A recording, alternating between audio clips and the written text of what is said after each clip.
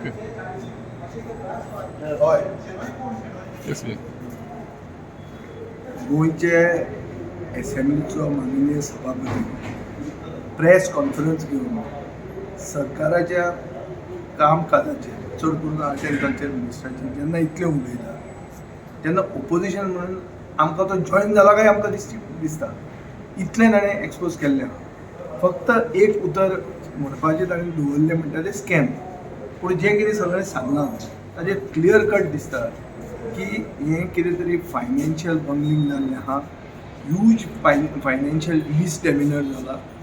जे पयशे बेनिफिशरींक वचूंक जाय ते पयशे बेनिफिशरींक भलतेच लोकांक गेल्ले आहा, आपले भितर रॅकेट करून पयशे खाल्या आनी डायरेक्टली सभापती जो हू प्रिजायड्स ओवर द हावस तो जेन्ना हें अशें उलोवंक शकता तेन्ना म्हाका दिसता government has to take heed and show that it has got some financial prudence and some responsibility and accountability when it comes to public money. Finally, it is public money.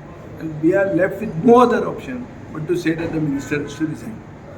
हांव हाजे पयलीं मिनिस्टराक खूब टार्गेट केल्लो. हांव सांगूंक शकता हांव जाणच आशिल्लो म्हणून हांव म्हणूंक सोदना. I want to give him the benefit of doubt. But benefit of doubt where? Here the speaker himself has said it. आनी ही गोष्ट आमकांय सांगिल्ली.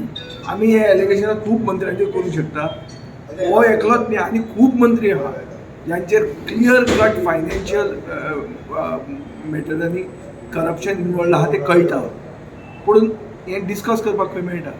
नंबर खंय आहा आमचे? एसेंब्ली कितले दिसांची घेता? सो आमकां कांय ऑप्शन उरना. But in this matter when speaker himself is exposed we are left with no other option but to demand his resignation.